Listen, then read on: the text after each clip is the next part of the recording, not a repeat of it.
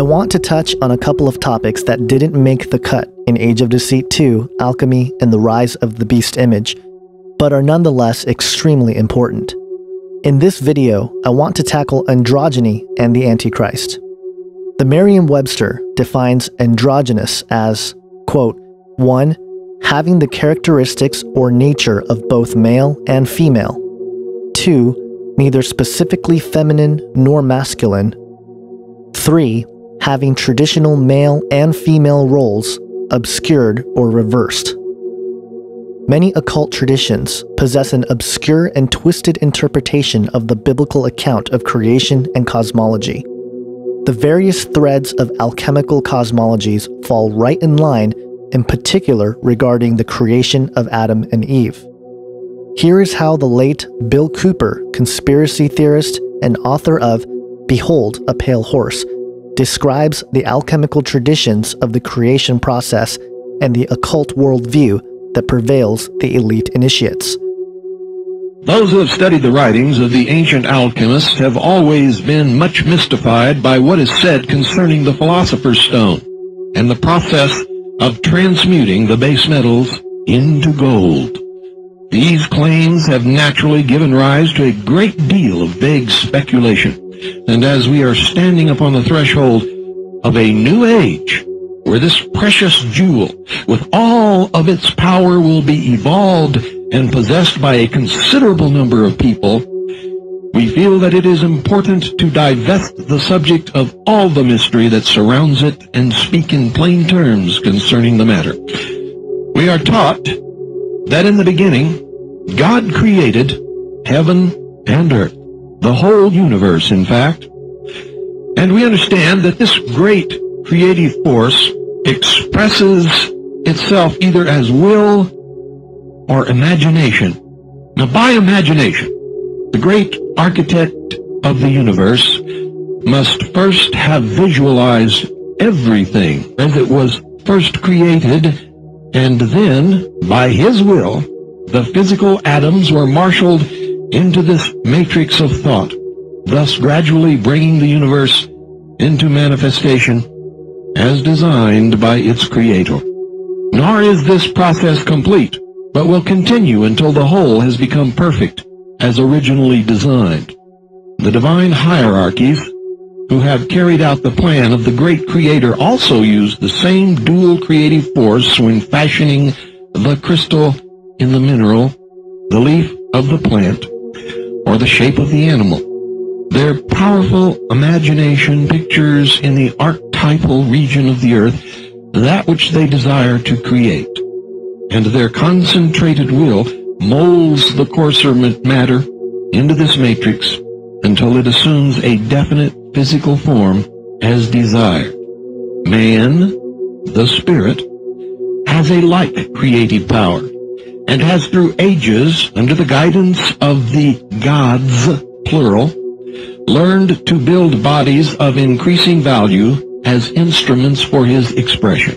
But his pilgrimage through matter was undertaken for the purpose of making him an independent creative intelligence, and to attain that end, it was necessary that he should, at the proper time, be emancipated from the guardianship of the gods, so that he might learn to create not only for himself, but also to aid and to teach others in the great school of life.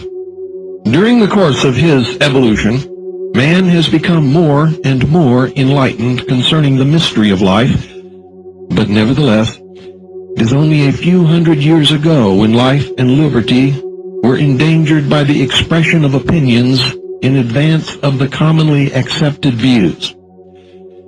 It was for this reason that the alchemists, who had studied more deeply than the majority, were forced to embody their teachings in highly allegorical and symbolical language. Their teaching concerning the spiritual evolution of man, and their use of the terms salt, sulfur, mercury, and azoth, so mystifying to the masses, were nevertheless rooted in cosmic truths, highly illuminating to the initiate. The students of the Rosicrucian teachings who have learned how the world came into being and the process of gradual creation should have no difficulty in properly understanding every part of the alchemist's language. We know in the first place that there was a time when man in the making was a hermaphrodite, male-female, and able to create from himself. And we remember also that at that time he was like the plant in other respects. His consciousness was like that which we possess in dreamless sleep, and which is possessed by the plant. The vital energy which he absorbed into his body was used solely for the purpose of growing until the time of propagation came, when a new budding body was cast off to grow also. There was no incentive to action, but if there had been, man would have had no mind or will to direct it. For the emancipation of humanity from this negative condition, one half of the creative force was turned upward under the direction of the angels for the purpose of building a larynx and a brain, that man might learn to create by thought as do the divine hierarchies and express the creative thought in words. Thus man ceased to be a physically hermaphrodite and became unisexual. He could no longer create from himself physically as do the hermaphrodite plants, nor psychically as do the Elohim, the male-female hierarchs in whose image he was originally made, and thus he occupies at the present time an unenviable intermediate position between the plant and the god. At the time when one half of the human sex force was diverted for the purpose of building the brain, men were helpless and lacking in knowledge of how to overcome conditions. They didn't even have the consciousness to know that there was a difficulty, and had no outside help been given, the race must have died out.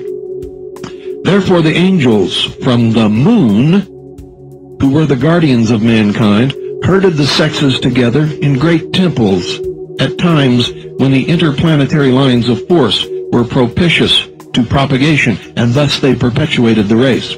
It was also proposed that when the brain had been completed, the lords of Mercury, elder brothers of our present humanity, who excelled in intelligence, should teach us how to use the mind and to make it truly creative, so that we would no longer be dependent upon the separate sexual process of generation now in vogue. Thus, by the work of these two great hierarchies, we were raised from unconsciousness to the first stage of creative intelligence, from plant to God. Now, I would like to clarify that these are not Bill Cooper's beliefs. He was merely speaking from the perspective of the modern alchemist and occultist. What should be obvious to anyone who has studied the occult in any measure is that the story always reflects the Luciferian doctrine. That is to say, Satan was responsible for freeing mankind from the clutches of the evil god Yahweh and his prison, the Garden of Eden. The alchemical account is simply more elegant and detailed, yet still retains many interesting attributes from angels, Elohim, and hierarchies from Mercury and the moon. But for this video, my focus is on the idea that humanity, prior to our current state, was a hermaphrodite, male-female, and how that perspective fuels the modern transhumanist movement and furthermore shapes the potential identity of the Antichrist. There are two reasons why I believe this is an important point to consider. One, the advent of transhumanism is actively promoting the end of gender. Two, there is a possibility that the Antichrist will be androgynous. We have seen a healthy attack on the traditional family in the last century. While issues within the traditional, or even better, the biblical sense of family has always been at stake, it seems modern culture and society have ramped up in contemporary America, first with the women's rights movement, and now with the cultural support of homosexuality. Let me be very clear here that I don't think women's rights is necessarily evil or satanic. However, I do think it was a huge chink in the armor when it came to the traditional sense of family. Like any view, extremism is harmful and destructive. But even women I know, such as my wife, believes that the rise in divorce and the decline of masculinity in America has a direct correlation with the over-empowerment of women in society and the advent of freedom of choice. And also take note that some have touted that the entire women's rights movement was part of the globalists' plan to break down society because they wanted to tax women, and in order to do that, they had to get women into the workforce. But I digress. But a second leg to this attack is homosexuality. I have friends who are homosexual and consider themselves transgender, and I sincerely love them as fellow image bearers of God. Please understand that my opinions and comments here on homosexuality are at the cultural and societal level and not an attack on any individual. But it is true that the rise in homosexuality, or at least the acceptance of it, has been a huge detriment to the traditional family model. And before I get thumping on the Bible, let's look at this from a very practical, natural sense. Society and the human race is built on the function of the male and female mating and producing children. If the cycle stops, the human race goes extinct. With this in mind, one can claim that homosexuality is unnatural from the naturalist perspective. But because of our broken society, gay couples have had the opportunity to raise foster children, or even better, with the advent of technology, have had the capacity to create their own progeny with the help of test tubes. And while the topic of homosexuality is highly debated, especially amongst the religious and anti-religious camps, my goal here is to tie this all back to alchemy and the mystical traditions that stem back from antiquity. And as a side note, if you go visit canarycryradio.com, episode number 073, we did the gay episode where we talked to a couple of guys who have a ministry of grace and not condemnation towards the homosexual community. Given these cultural breakdowns in gender line, it's no surprise to mention that androgyny is nothing new for someone like myself, who was born on the dawn of the generation labeled millennials.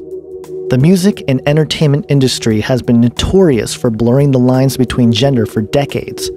Michael Jackson, Bret Michaels, David Bowie, Adam Lambert, Boy George, Marilyn Manson, just to name a few, are male musicians who all had their image bear the resemblance of being in touch with their feminine side. Then you have Lady Gaga, Grace Jones, Annie Lennox, Patti Smith, and Katie Lang, just to name a few female rock stars who resembled a more masculine look. So given the climate regarding gender ambiguity, where are we headed, especially in light of transhumanism? In an article by Peter Wicks on the IEET, that's the Institute for Ethics and Emerging Technologies website, entitled The End of Gender, a fascinating and startling proposition is made. Quote, "There are at least 3 reasons to suspect that gender is on its way out. Firstly, the trend towards increasing insistence on choosing the socially constructed aspects of one's gender, whether it concerns sexual orientation, how to dress, what kind of roles to play in society, how we refer to ourselves, and insist on being referred to by others or whatever, seems set to continue, at least in the developed world. Secondly, surgical techniques enabling de facto alterations of our biological gender, at least at the macroscopic level, are becoming increasingly sophisticated and are thus enabling increased alignment of our apparent biological gender with our wishes. Thirdly, and most radically, we may be on the verge of being able to tinker massively with our DNA, with the result that even at the genetic level, we might find ourselves able to blur the boundaries between male XY and female XX to a far greater extent than nature has done for us. And once gender becomes a matter of choice rather than of nature's providence, there is no reason why there should be only 2, 3, or even 4 of them. And once gender splinters, like political parties and religious denominations, into categories that are limited only by the human imagination, the term gender seems likely to become increasingly inappropriate as a description of reality." End quote. Can you imagine a society where gender is simply a choice? Anything goes. With the scientific and technological power that is behind transhumanism, such a world is right around the corner. And that means your children and their children will be facing a culture and a society who champions freedom of choice, which will enable them to choose their gender should they decide to practice their freedoms. What's even more alarming is that the alchemical translation of the creation of Adam and Eve will most certainly be used as the way to justify these choices as something the church at large can accept. Here's the logic. They will bring up Genesis 1:27, quote, "So God created man in his own image. In the image of God created he him. Male and female he created he them." The traditional interpretation is that God created man, or humanity, in his image, and that the humanity he created was male and female. But the alchemical interpretation sees this as avid proof that Adam was androgynous. This brings up many fascinating theological questions and points to discussions such as, will there be gender in heaven? Or is God androgynous? Such questions deserve its own video, but for now, I simply want to show that with good demonic logic, one can twist the biblical account to promote an androgynous origin to humanity. So the big picture idea here is that transhumanism is the fulfillment of the alchemical dream of reaching godhood. If we refer back to the Bill Cooper quote, the initiate can realize that this separation of gender was simply a necessary step in our transition and evolution from plant to God. And given our progress in conscious evolution and our maturing intellect with the capacity to grab our own human destiny by the throat, man can once again return to a state of androgyny where we will have graduated from the duality of gender and rise to the becoming of a divine race. But there's one more aspect to androgyny that I want to tackle in this post, and that's the question of, will the Antichrist be androgynous? Certainly after seeing the potential direction of gender given transhumanism, the thought of the Antichrist being androgynous is not all that crazy. But the main question would be, is there biblical support for this statement? The quick answer is yes. Daniel 11:37 is the verse that raises the possibility that the Antichrist will be androgynous. Quote, "Neither shall he regard the God of his fathers, nor the desire of women, nor regard any god, for he shall magnify himself above all." For the traditional prophecy scholar, it might seem absurd to picture a gender-bender Antichrist figure who would captivate the world so much that he would bring false peace to Israel by warring the neighboring nations with the people screaming, "Who is like unto the beast? Who is able to make war with him?" Revelation 13:4. But given this passage, the possibility exists. We know that the Antichrist will compare himself to all other gods and God himself, claiming to be above them all. Isaiah 14. So in essence, his own worship of himself or herself will be greater than anything else. And while the reality of the Antichrist being androgynous is in some aspects trivial and irrelevant to the overall fulfillment of Bible prophecy, thinking about this also makes me ponder a couple of other possibilities. First, if the great deception that L.A. Marzulli and others always talk about is true, then the Antichrist might be a Nephilim, or perhaps present himself/herself as an alien savior. If that scenario were to play out, then androgyny would make perfect sense because this alien would not be identified by gender necessarily, but to us would be a god, a spiritually evolved being who would confirm all the traditions of the ancient mysteries. The second possibility, given the work of author Peter Goodgame in his writings The Giza Discovery, would be that the Antichrist will be the Nimrod figure that we read about in Genesis 10. The potential connection I want to highlight here is that one of the gods worshipped in ancient Egypt is Akhenaten. This figure was touted as a male but represented with wide hips like a female, making his gender ambiguous. There are other Egyptian gods such as Thoth, whose gender was also unidentified. But the point is, if the rendering of Revelation 13:3 and Revelation 17:10 are correct by Mr. Good Game, then perhaps the Antichrist will be the resurrection of an ancient Egyptian god, perhaps Akhenaten, or another figure whose gender is ambiguous. These ideas obviously deserve a far deeper study, but for this video I simply wanted to highlight the trials of transhumanism, and in particular the topic of androgyny and the Antichrist. I hope you're able to pick up on the severity and urgency of the times we are living in, given these circumstances that we face. I believe it is important to discuss these issues and raise awareness regarding them, because not only might it help someone experiencing an identity crisis concerning their gender, but more importantly, we can save souls. I want to end this video with this passage by Jesus Christ that I have read and mentioned many times regarding these end times, but nevertheless gives me chills every single time. And except those days should be shortened, there should be no flesh be saved, but for the elect's sake, those days shall be shortened. Matthew 24:22. Thanks for watching the video, guys. Take care.